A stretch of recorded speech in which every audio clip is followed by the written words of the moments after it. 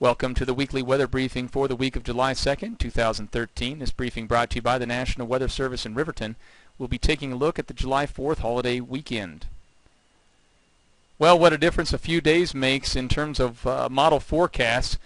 From last Thursday, June 27th, this was the forecast for Wednesday afternoon, July 3rd. We had low pressure coming in through the plains, the northern plains, bringing some cooler, wetter weather as this high pressure slid to the west. Well, it hasn't slid to the west. In fact, it's hung pretty tough. It looks like it is now going to slide to the south, but the cooler, wetter weather stuck out over the Midwest. So Wyoming has stayed warm throughout this period. So let's take a look at indeed how Wednesday is shaping up now.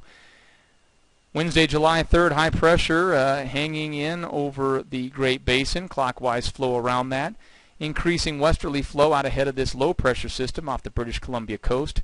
The upper level flow running parallel to these purple and gray lines in here. So northerly flow just off to our east, westerly flow off to our west.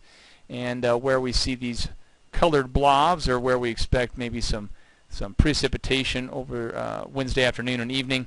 And then where we see these gray colors, the warmer temperatures still hanging tough. The grays and purples where we see the warmest temperatures. So best chance for showers and storms looks to be over western Wyoming as moisture circulates around this high and comes into the western half of the state, western third of the state at least, west and along the Continental Divide.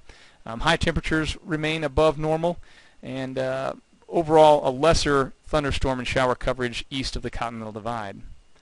As we head towards the 4th of July, though, things begin to change. That low pressure system heads onshore. We have counterclockwise rotation around that system, so moisture being pumped onshore. High pressure rotating clockwise. It also pumping moisture into Wyoming in a west to west-southwest flow aloft. So moisture really starts to overspread the western portion of the state, the northern and some of the central basins. The southern areas may be the best chance for staying dry or staying dry longer. Decent chance there could be some strong thunderstorms on the 4th of July, especially late afternoon into the evening hours. And we expect that these showers and storms may likely continue into the overnight hours. So if you need to get out on the 4th of July, you're headed out to parades, things look pretty good if they start before noon.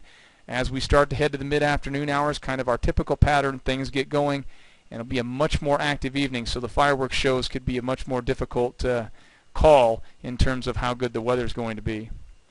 As we look at Friday now, that low pressure firmly onshore, moving through Canada, still bringing moisture in off the Pacific. That spreads across western, central Wyoming. We should see a much better chance for showers and storms across all areas, including southwest and southern Wyoming.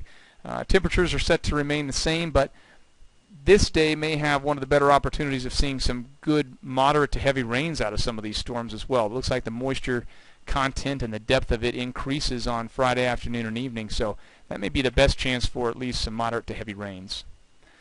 Saturday, still much of the same, maybe not as widespread or maybe not as much energy associated, but it looks like still a widespread showers and thunderstorms in the forecast.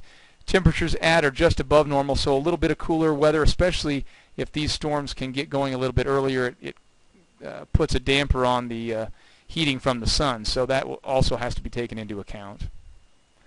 And as we head to Sunday, possibly drier in the west. We'll see if we can get some drier air to work into areas west of the Continental Divide in this flow, as it seems like the moisture starts to maybe cut off and focus perhaps around this high, focus to our south, and with this northern jet stream maybe just stay to our north, but enough moisture around to still create showers and thunderstorms, most likely over the mountains, and now starting to trend maybe towards the lower elevations of central and eastern Wyoming, perhaps Johnson and Natrona counties.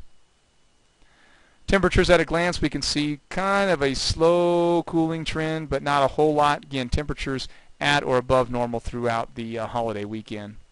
And as we take a look out through July 8th through the 12th, some of the models starting to indicate there could be some high, that ridge starts to pump back up and again bring warmer temperatures across the western United States as a trough goes into the Midwest. So Wyoming may be in between, so maybe the western area is the better chance of seeing some warmer temperatures.